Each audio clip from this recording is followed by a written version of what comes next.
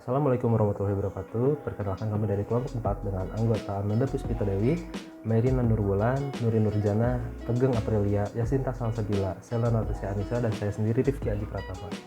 Di sini kami akan membahas mengenai Effect of fintech on banks credit provision to SMEs, evidence from China. Yang pertama saya akan menjelaskan mengenai latar belakang masalah. Nah, di latar belakang masalah ini disebutkan bahwa karena transparansi informasi yang buruk, pengelolaan keuangan yang tidak teratur, dan kurangnya agunan, usaha kecil dan menengah atau UKM atau Small and Medium Enterprises atau SME sering menghadapi kendala pembiayaan. Menurut Berger dan Udell tahun 2006. Dalam beberapa tahun terakhir, perkembangan finansial teknologi atau fintech yang pesat telah menarik perhatian seluruh lapisan masyarakat. Fintech adalah kekuatan yang sangat relevan yang mendorong pasokan kredit ke UKM. Menurut Sedunov tahun 2017, dalam Jaksik dan Marnik tahun 2019. Beberapa kajian yang membahas dampak fintech terhadap pasokan kredit usaha kecil dan menengah pada landasan teorinya, namun hanya sedikit yang secara langsung berfokus pada bagaimana fintech mempengaruhi pasokan kredit ke bank, ke usaha kecil dan menengah. Penelitian ini juga bertujuan untuk mengisi kesenjangan pada literatur. Selanjutnya adalah model yang digunakan. Penelitian ini menggunakan pendekatan metode penelitian deskriptif kualitatif, dilakukan karena peneliti ingin mengeksplor fenomena-fenomena yang tidak dapat dikuantifikasikan yang bersifat deskriptif, menurut Satori tahun 2011. Riset deskriptif kualitatif dimaksudkan untuk deskripsi dan gambaran fenomena pada saat ini, apakah jenis alamiah ataupun rekayasa manusia, fokus pada mengenai karakteristik kualitas hubungan setiap kegiatan, menurut Teddy tahun 2019. Perkenalkan, nama saya Sela Natasha Anissa dengan NIM akhir 039. Selanjutnya saya akan menjelaskan mengenai populasi, sampel, dan juga teknik analisis data yang digunakan dalam penelitian ini. Yang pertama, populasi dan sampel. Peneliti menggunakan data tahunan dari 31 provinsi di Cina Daratan untuk sampel dari 2018 hingga tahun 2018 dengan mengklasifikasikan bank menjadi 3 bentuk. Yang pertama, bank besar, yakni mengacu pada milik negara. Yang kedua, bank menengah, yakni bank saham gabungan nasional. Dan yang ketiga, bank kecil, yakni bank perkotaan dan pedesaan.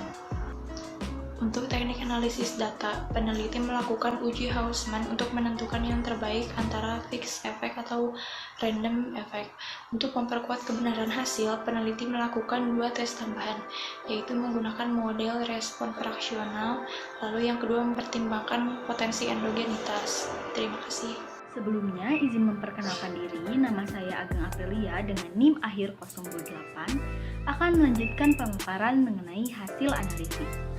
Setelah melakukan uji Hausman, penelitian ini mengontrol efek tetap untuk tahun dan juga provinsi di semua regresi dan kesalahan standar yang dikelompokkan di tingkat provinsi. Dapat dilihat pada tabel 2, melaporkan hasil estimasi, yang dimana pada kolom pertama, koefisien fintech secara signifikan positif. Sedangkan pada kolom 2 sampai dengan kolom 4, koefisien gabungan dari fintech dan fintech big bank, fintech mid bank, dan juga fintech small bank semuanya menunjukkan hasil positif secara signifikan.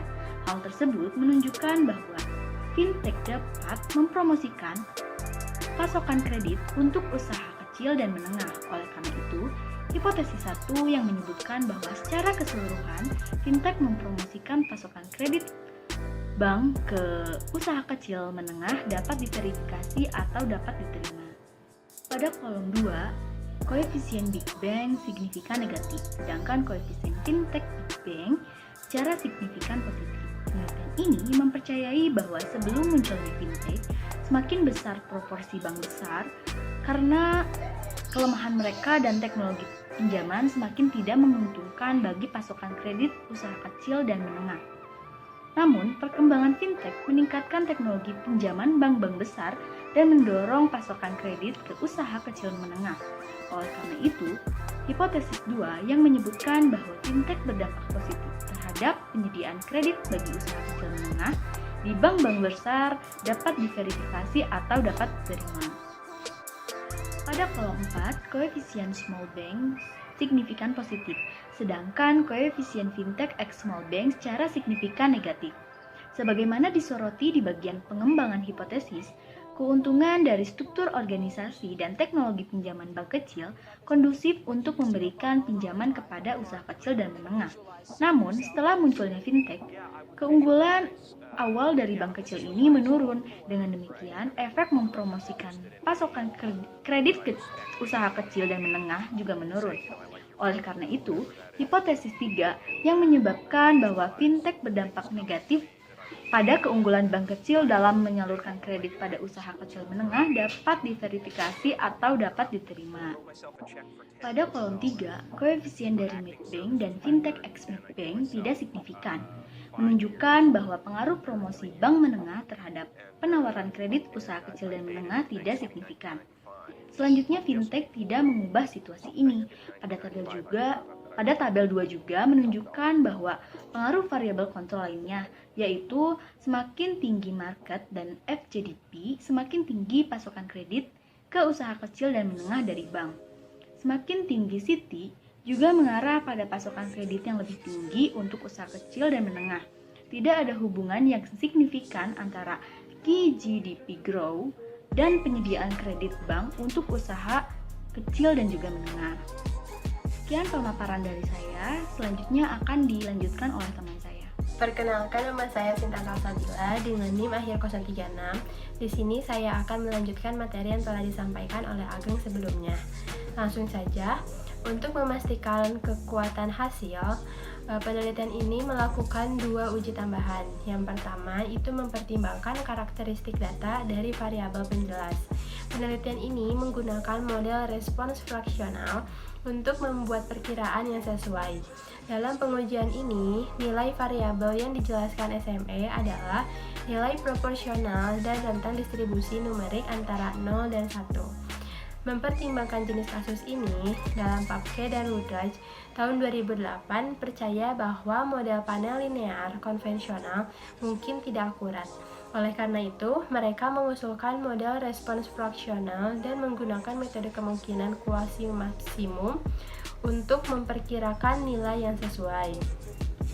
Appendix B atau lampiran B berikut ini itu melaporkan hasil estimasi yang serupa dengan model efek tetap. Artinya, pengujian ini juga memverifikasi atau menerima hipotesis 1, 2, dan 3. Selanjutnya, yang kedua, mempertimbangkan potensi endogenitas. Penelitian ini itu menggunakan metode variabel instrumental untuk estimasi kuadrat terkecil atau 2 SLS atau 2 tahap.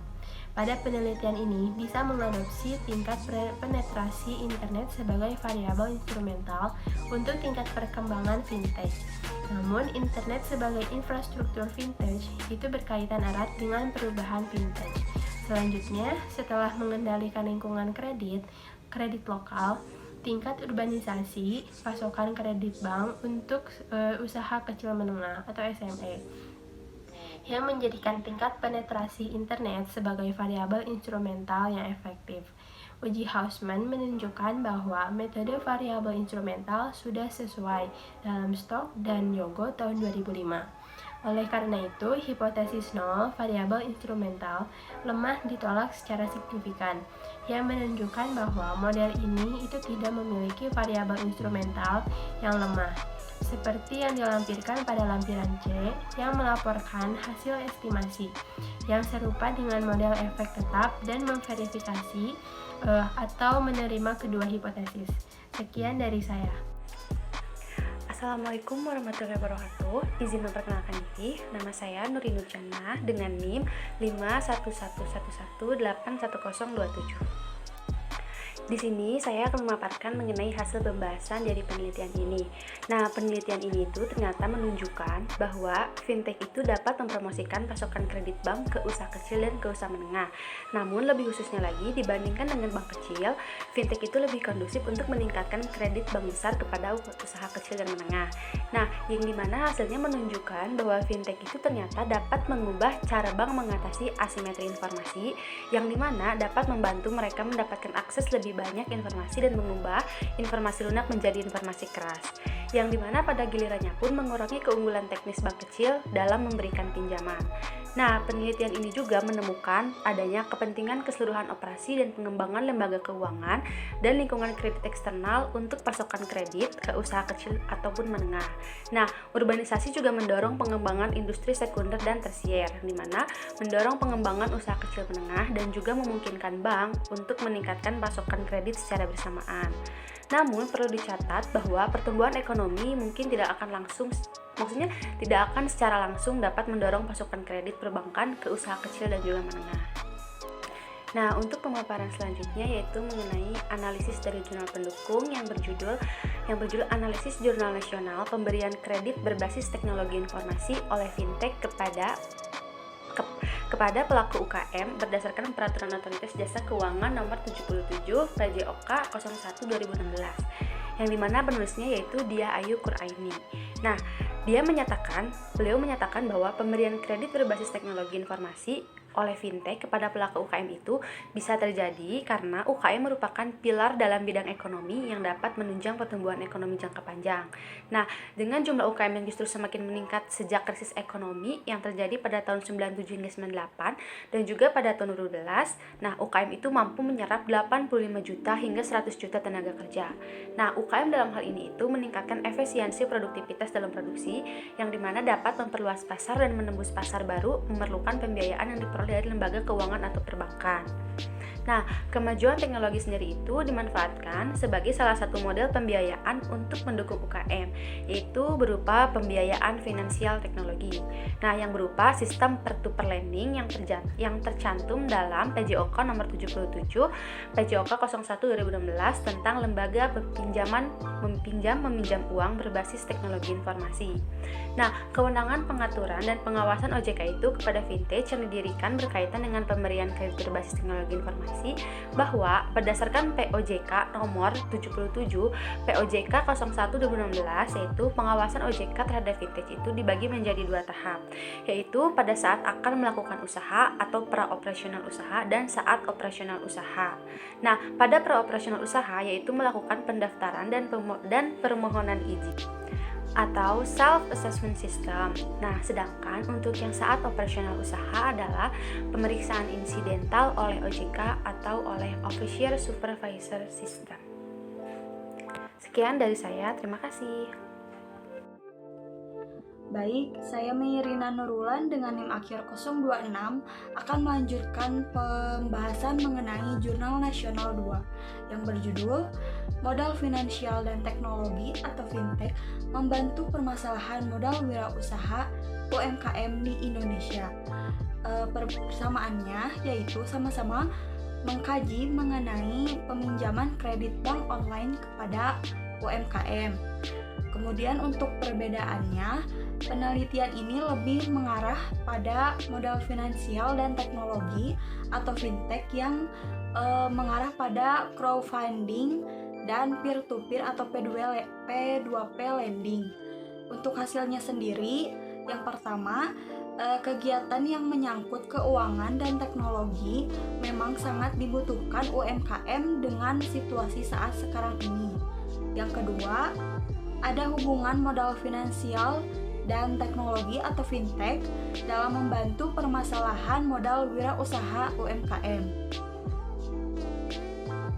Pembahasan yang selanjutnya yaitu analisis jurnal internasional dengan judul SME Finance in Asia Recent Innovation in Fintech Credit, Trade Finance, and Beyond.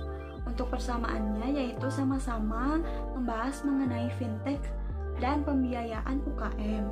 Untuk perbedaannya, dalam penelitian ini tuh lebih membahas mengenai penggunaan data dan inovatif dalam analisis kredit.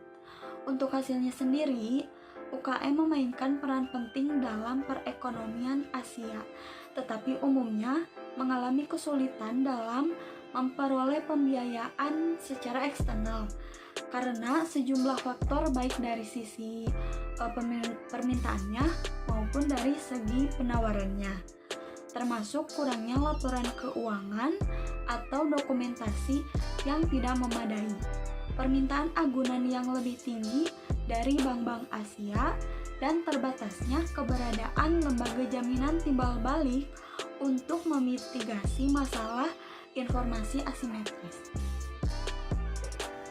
Assalamualaikum warahmatullahi wabarakatuh. Izin memperkenalkan diri, nama saya Amanda Puspita Dewi, NIM akhir 020. Pembahasan yang selanjutnya terkait analisis jurnal internasional yang kedua dengan judul The Future of Vintage Ad Paradigm, Shift in Small Business Finance yang diteliti oleh Michael Koenigsegger et al. Pada tahun 2015. Pada jurnal tersebut dijelaskan bahwa financial teknologi baru-baru ini menarik banyak perhatian publik sebagai alasan yang baik. Jika diberikan lingkungan yang tepat, vintage dapat menjadi salah satu alat yang paling kuat untuk mendukung usaha kecil dan dengan demikian dapat merangsang pertumbuhan ekonomi yang berkelanjutan. Solusi pinjaman pasar bersama beberapa produk menawarkan potensi besar untuk meningkatkan pendanaan usaha kecil karena modal institusional sudah tersedia.